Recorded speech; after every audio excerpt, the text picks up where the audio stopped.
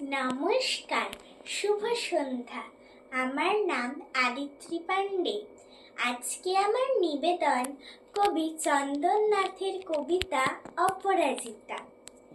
জানো মা, আমি না কবিতা লিখেছি, তোমরা পড়বে কি তা? মায়ের কাছে গিয়ে খাতা মেলে ধরে ছোট্ট অপরাজিতা। রাগী চোখ মেলে মাতাকে বলেন, মাথা কি খারাপ হলো? ছাইপাশ সব না লিখে বরং অঙ্কের খাতা খোলো। মুখ বার করে গুটি গুটি পায় গেল সে বাবার কাছে। কবিতা লিখেছি। ও বাবা, তোমার দেখার সময় আছে?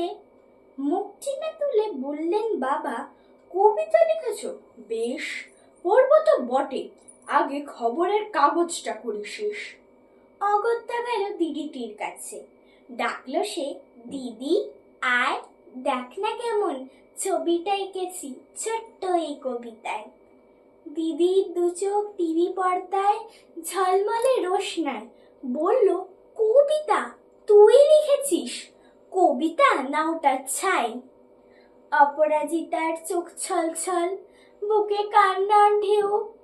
তার লেখা এই প্রথম কবিতা দেখলো না পড়ে কেউ। একা ঘরে বসে সামনে তাকালো মালাতে সাজানো ছবি। স্নিগ্ধ দু চোখে রয়েছেন যে সহজ পাঠের কবি। কবিতার খাতা মেলে সে ধরলো, ঠোঁট দুটি থর থর। বলল, ঠাকুর কেউ না পড়ুক, তুমি এই কবিতা পড়ো। কি জানি কি করে যে কি যে হয়ে গেল। এ কথার সাথে সাথে রবি ঠাকুরের মালা থেকে ঝরল ফুল সে খাতাটিতে। মনে হলো তার সামনে দাঁড়িয়ে বুঝি রবীন্দ্রনাথ মাথার ওপর রাখলেন তার আদর মাখানো হাত। ধন্যবাদ।